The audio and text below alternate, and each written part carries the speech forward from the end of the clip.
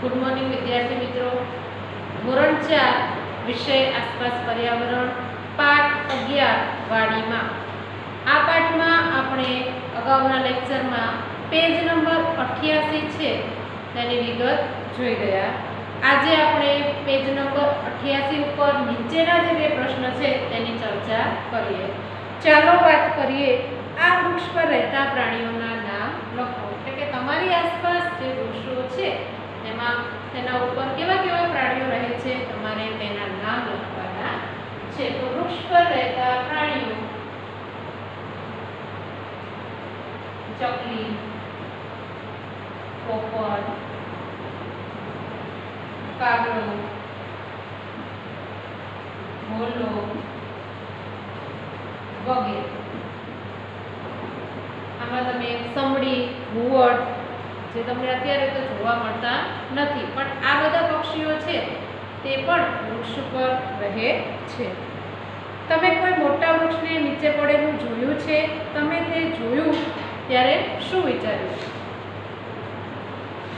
જોરદાર પવન હોય, વધારે પડતા પવનની સાથે કે વરસાદ પણ આવે ત્યારે તમે રસ્તા પર કોઈ વૃક્ષને પડેલું જોયું છે? જો જોયું હોય તો તમારા મનમાં કેવા કેવા વિચારો આવે એના વિશે તમારે ચર્ચા કરવાની છે, વાત કરવાની છે। મારી વાત કરું તો રસ્તામાં પહેલા તો આ રીતે વૃક્ષ પડી ગયું હોય તો આપણને એવો વિચાર આવે કે આ કેમ પડી ગયું હશે? તો વૃક્ષને જોઈએ તો આપણને ખ્યાલ આવે કે આ જાતે પડી ગયું છે, એટલે કે તેના મૂળ જમીનમાં ખૂબ ઊંડે સુધી નથી, એટલા માટે તે વરસાદ અને સાથે જોરદાર પવન છે તો વૃક્ષ પડી ગયું છે। અને ઘણીવાર એવું હોય કે વરસાદના પાણીના પ્રવાહના લીધે ધીમે ધીમે જમીન છે ને તેનું ધોવાણ થતું હોય અને જમીન પોચી બની ગઈ હોય તો આ જમીન પોચી થવાના કારણે પણ ઘણીવાર વૃક્ષ પડી જતા હોય છે। ત્યારબાદ આગળ વિચિત્ર મૂળ। જો તમારા પાઠ્યપુસ્તકમાં તમને વડલાનું ચિત્ર આપેલું છે અને પાછું हेडिंग केवुं लखेलुं छे के विचित्र मूळ।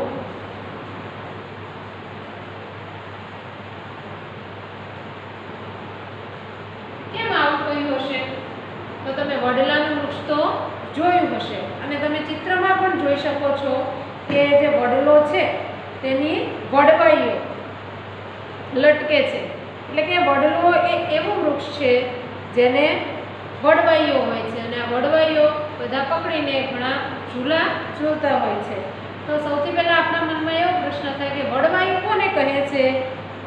તો વડની ડાળીમાંથી નીકળતા મૂળને વડની વડવાઈ કહે છે। તમે વડલો જોયો હોય ને, વડલાની ડાળીમાંથી જે મૂળ નીચે લટકતા હોય, ઘણીવાર એવું લાગે જાણે કે ડાળી ઉપર કોઈએ દોરડા બાંધ્યા હોય તેમ આ વડવાઈ છે તે નીચે સુધી આવે છે। તો વડની વડવાઈ વડની શાખાઓને આધાર આપતા અસ્થાનિક મૂળ કહેવાય। એટલે તેને પકડીને વડલો છે તેની વડવાઈને પકડીને ઘણા બાળકો શું કરતા હોય? ઝૂલા ઝૂલતા હોય છે।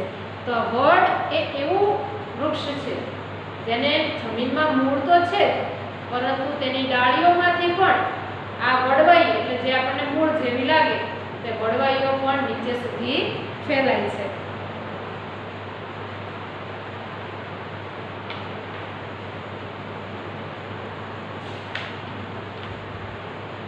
તમે વડના વૃક્ષ પર હિંચકા ખાધા છે? એટલે તમે ક્યારે વડલો જોયો હોય તો આ વડલાનું વૃક્ષ હોય તેમાં તમે હિંચકા ખાધા છે? તો ખાધા હોય તો તમારે આ પ્રશ્નની ચર્ચા કરવાની છે। હિંચકા ખાવા તમે શું પકડ્યું? વડલાનું વૃક્ષ છે અને તેના આપણે હિંચકા ખાવા હોય તો આપણે વડલાની જે વડવાઈ હોય તેને પકડીને આપણે ચૂલો ઝૂલીએ, હિંચકા ખાઈએ। લટકેલી ડાળીઓ કોના જેવી દેખાય છે? તો વડલો છે તેની લટકેલી ડાળીઓ ઝાડ પર દોરીઓ બાંધીને લટકાવેલી હોય તેવી દેખાય છે। તમે વડ સિવાય કોઈ વૃક્ષની ડાળીઓમાંથી મૂળ ઉગતા જોયા છે? તો ના, આ વડલો જે કેવો છે જેના ડાળીમાંથી આ વડવાઈઓ નીચે સુધી આપણને જોવા મળે છે। બીજા કોઈ વૃક્ષમાં આવું આપણને જોવા મળતું નથી। તો હવે અહીંયા જુઓ, ભરૂચ જિલ્લામાં આવેલા કબીરવડ તે ખૂબ જ મોટો છે, એટલે કે છે ભરૂચ જિલ્લામાં જે કબીરવડ આવ્યો છે આપણે એના વિશે વાત કરીએ તો ચાણોદ કરનાળીની બાજુમાં નર્મદા નદીના કિનારે આવેલો આ મોટો વડ છે. વડની પ્રકાંડની ઘણી શાખાઓમાંથી વડવાઈ નીકળેલી છે. હવે વડવાઈ પણ કેવી તો મોટા વિસ્તારમાં ફેલાયેલી છે. તેની વડવાઈઓ થાંભલા જેવી બની કબીરવડને મજબૂત આધાર આપે છે. આ વડવાઈઓ છે ને એક થડ હોય એવા સ્વરૂપમાં ફેરવાઈ ગઈ છે. જે ભરૂચ જિલ્લામાં કબીરવડ છે તેની વાત છે. કબીરવડની વડવાઈઓ એટલા મોટા વિસ્તારમાં ફેલાયેલી છે કે વડનું મુખ્ય થડ શોધવું મુશ્કેલ છે. તેનું મુખ્ય થડ કયું છે ને તે આપણે શોધી જ ન શકીએ. આવું અમદાવાદમાં પણ એક હાથીજણ છે, ત્યાં તમે એક વડલો જુઓ તો તમને ખ્યાલ જ ન આવે કે આ વડલાનું મેઇન મુખ્ય જે થડ છે તે ક્યાં છે. તેવી રીતે વડલો ફેલાયેલો છે. જાણે ઘણા બધા વડ એકબીજા સાથે જોડાયેલા હોય તેવું આપણને જોતા લાગે. તે જોવા હોડીમાં બેસીને જવું પડે છે. તે જગ્યાએ સંત કબીરને સમર્પિત મંદિર છે અને તે લોકપ્રિય પ્રવાસી સ્થળ છે. એટલે કે દરેક આ જે ભરૂચ જિલ્લાનો કબીરવડ છે તેને જોવા માટે દૂર દૂરથી લોકો જાય છે.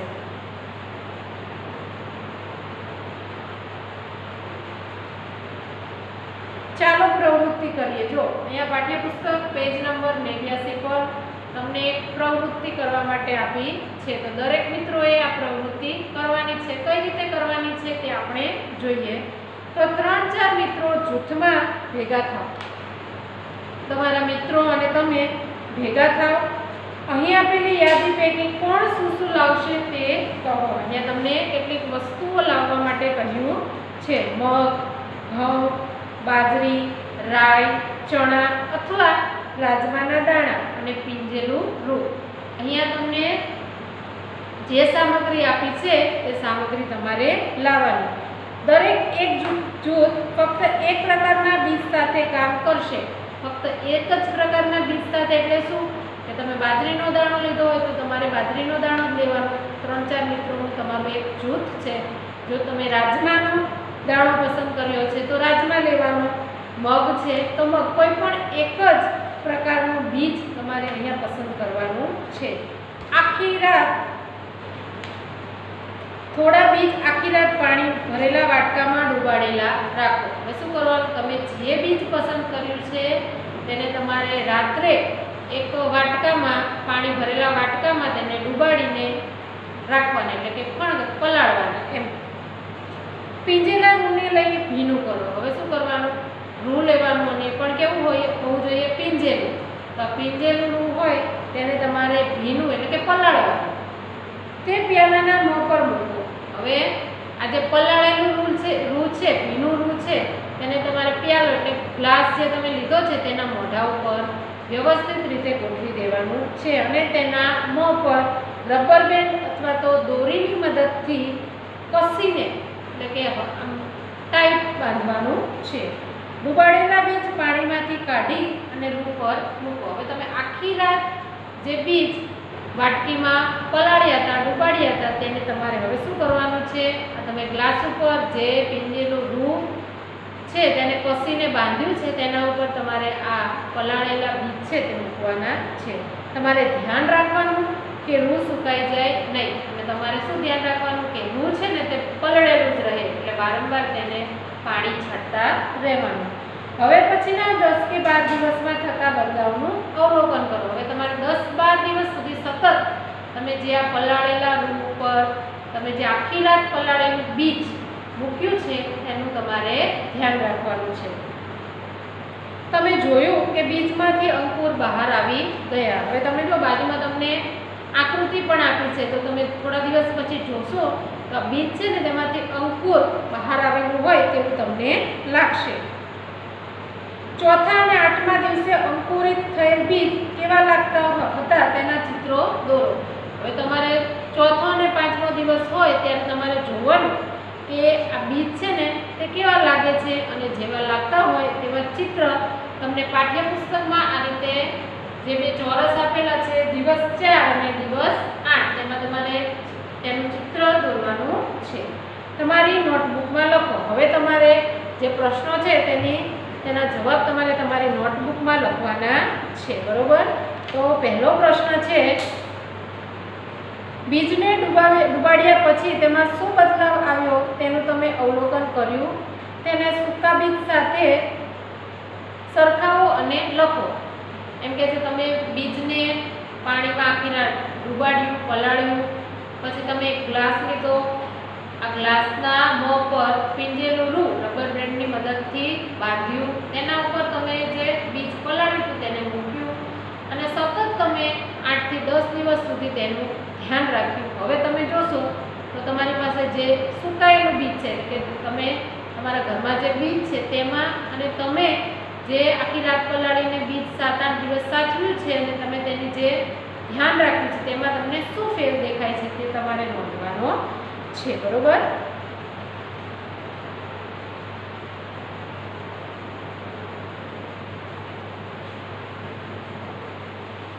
ત્યારબાદ છે પ્રશ્ન 1, જો રૂ સૂકું થઈ જાય તો શું થાય? તમને પ્રવૃત્તિ કરવા માટે કહ્યું ત્યારે તમને કહેલું કે રૂ જે છે તે તમારે સુકાવા દેવાનું નહીં. તો સૂકું થઈ ગયું હોય તો શું થાય? તો તેનો આપણે જવાબ લખીએ.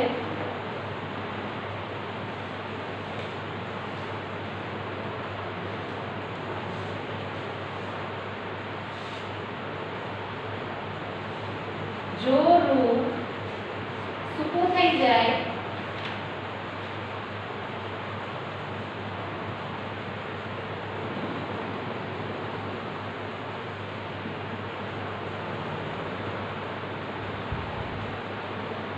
તો બીજને પાણી નહીં મળે.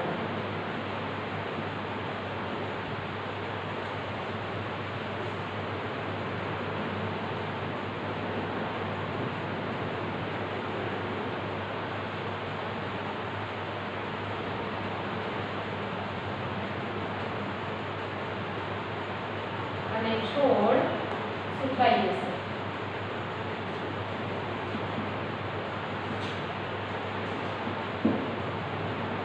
હવે બીજો પ્રશ્ન છે, જો તેમાં તે કે મૂળ કઈ દિશામાં ઉગે, એટલે કે વૃદ્ધિ પામે, અને પ્રકાંડ તે કઈ દિશામાં ઉગે? તો મૂળ હંમેશા જમીનમાં નીચેની તરફ હોય છે.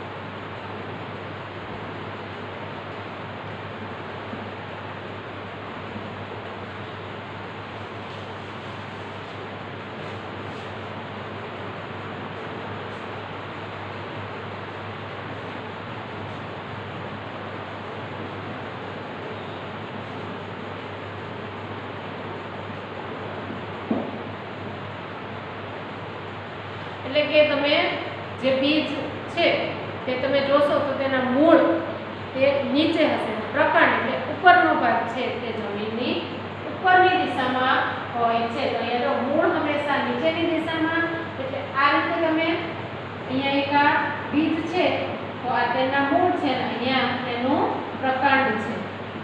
પછી તેના ઉપર આ રીતે પર્ણ આવે,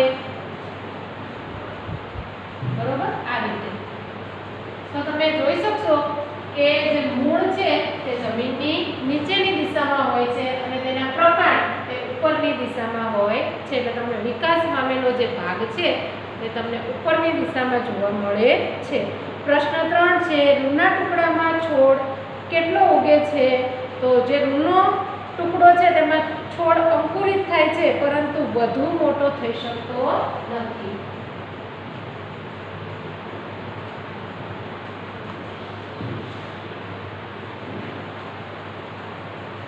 અહીંયા લખવાનું રૂના ટુકડામાં, તમે જે રૂ પસંદ કર્યું છે તેમાં છોડ અંકુરિત થાય છે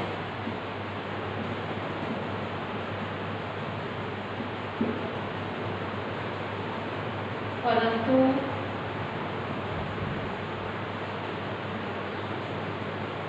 વધુ મોટો થઈ શકતો નથી.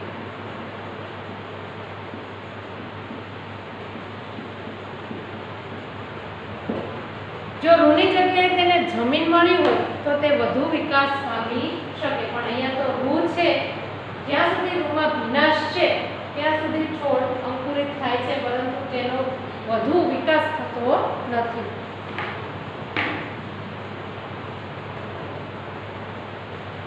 બધા બીજમાંથી નાના છોડ બહાર આવ્યા. હવે તમે બધા બીજ જોશો તો એમ કે બધા બીજમાંથી નાના નાના છોડ બહાર આવશે તો ના, જે રૂ ભીનું છે તેમાંથી બીજ છે તે બહાર આવશે. હવે મૂળનો રંગ કેવો છે?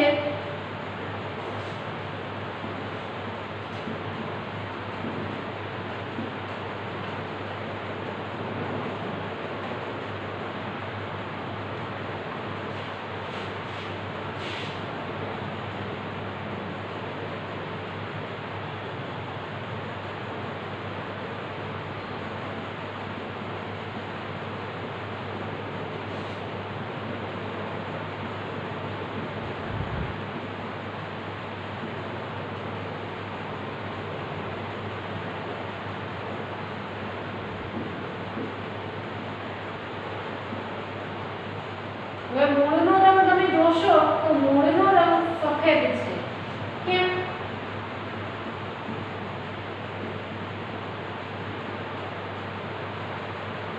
કેમ તમને મૂળનો રંગ સફેદ જેવું લાગે છે? તો મૂળ જે છે ને તે રૂની સાથે મિશ્રિત થઈ ગયું છે. તમે રૂમાં જે ભીનાશ છે તેના રૂ અને જે મૂળ છે તે એકબીજા સાથે ચોંટી ગયા છે. તો આ જ રીતે મૂળ અને જમીનની માટી બંને એકબીજા સાથે ચોંટી જાય છે. હવે આગળ જુઓ, શું ઉગ્યું?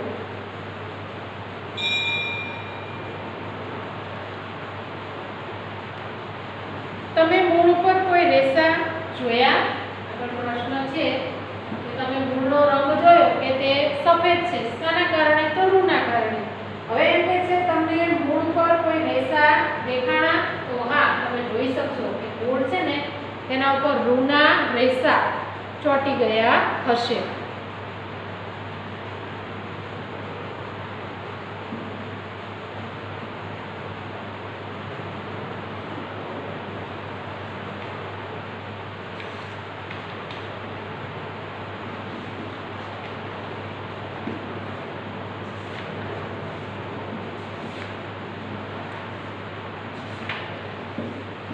હવે આગળ એક પ્રશ્ન છે કે રૂમાંથી નાનો છોડ ખેંચીને કાઢવા પ્રયત્ન કરો.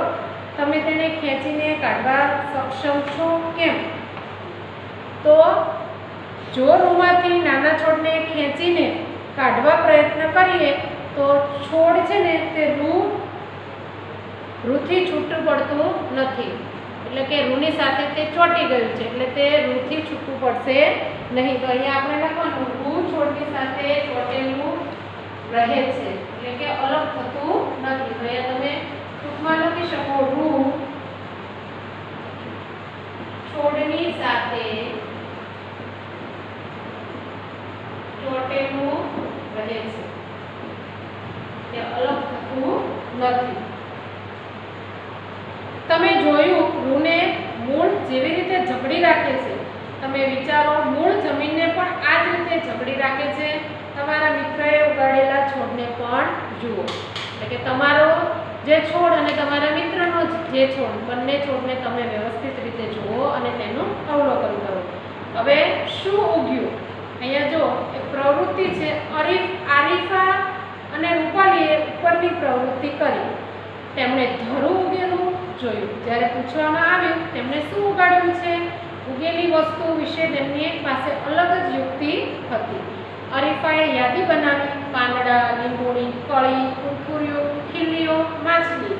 રૂપાલીની યાદીમાં ચાંદો, વૃક્ષ, ઊન, વાળ, તરબૂચ, મચ્છર, કાગડો છે. તમે શું વિચારો છો? આરીફા અને રૂપાલીની યાદીમાંથી કઈ કઈ વસ્તુઓ ઉગશે?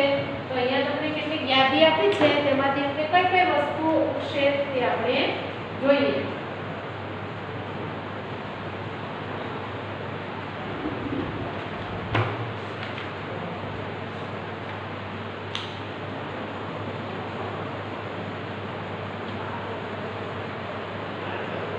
તો એમાંથી લીંબોળી, પછી કળી, વૃક્ષ અને વાળ, આ બધું છે તે ઉગશે. તમારા માથાના વાળ છે તે પણ ઉગે છે, લીંબોળી છે તે ઉગશે, કળી અને વૃક્ષ, બીજું બધું ઉગશે નહીં.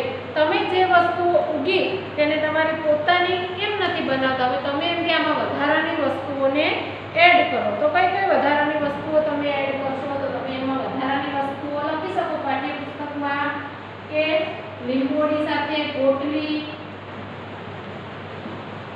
પછી તમારે આંખોની જે પાપણ છે તે પાપણ, પછી તમારા નખ, બીજ, છોડ, આ બધું છે તે ઉગી શકે. જો તમારી આંખો ઉપર જે પાપણ છે તે પણ લાંબી થાય છે, તમારા હાથના જે નખ છે તે પણ તમે કાપો નહીં તો મોટા થાય છે. તેવી રીતે છોડ, પછી ગોટલી, આ બધું ઉગી શકે તેવું છે. હવે આગળ જો પાઠ્યપુસ્તકમાં છેલ્લે શું કહ્યું છે તમને કે તમારા વિશે વિચારો, સમયની સાથે સાથે તમારામાં પણ કેટલાક બદલાવ આવ્યા છે. તમે કોઈ રીતે વધ્યા છો, ઉદાહરણ તરીકે કે તમારામાં પરિવર્તન આવ્યું છે. તો આવ્યું હોય ને, તમે ધોરણ 3 માં જેવા દેખાતા હતા એનાથી અત્યારે તમારી હાઈટ થોડી વધી હશે. તમે ધોરણ 3 માં તમારી ઊંચાઈ કેટલી હતી અને અત્યારે તમે માપશો તો તેમાં થોડો ફેરફાર જોવા મળશે. તમારી ઊંચાઈ વધી, છેલ્લા 1 વર્ષમાં તમે કેટલા ઊંચા થયા છો? તમે ગયા વર્ષ જો તમારી ઊંચાઈ માપી હોય અને અત્યારે તમે ઊંચાઈ કરો તો તમને ખ્યાલ આવે કે 3 માંથી ધોરણ 4 માં આવ્યા ત્યાં સુધીમાં તમારી ઊંચાઈમાં કેટલો ફેર પડ્યો. તમે તમારા નખ ક્યારેય કાપ્યા ન હોય એવું અનુમાન કરો. હવે એમ કે છે તમારા હાથના નખ છે તમે ક્યારેય કાપતા જ ન હોય એવું તમારે અનુમાન કરવાનું છે, કલ્પના કરવાની છે. તે કેવા દેખાય છે તે બતાવતું તમારી આંગળીનું ચિત્ર તમારી નોટબુકમાં દોરો. એટલે કે તમારા હાથના જે નખ છે તે લાંબા દેખાતા હોય તેવી કલ્પના કરીને તમારે બંને હાથોના નખ મોટા છે તેવું એક ચિત્ર તમારી નોટબુકમાં દોરવાનું છે. તમે જે બીજ છે તેની આ પ્રવૃત્તિ કરજો, તમને ખૂબ જ મજા આવશે. કરશો ને તો દરેક મને મેસેજ કરીને જણાવશે. તો બાળ મિત્રો, અહીંયા આપણો આ પાઠ 11 વાડીમાં તે પૂર્ણ થાય છે. હવે પછીના લેક્ચરમાં આપણે રિવિઝન જોઈશું. ત્યાં સુધી આવજો.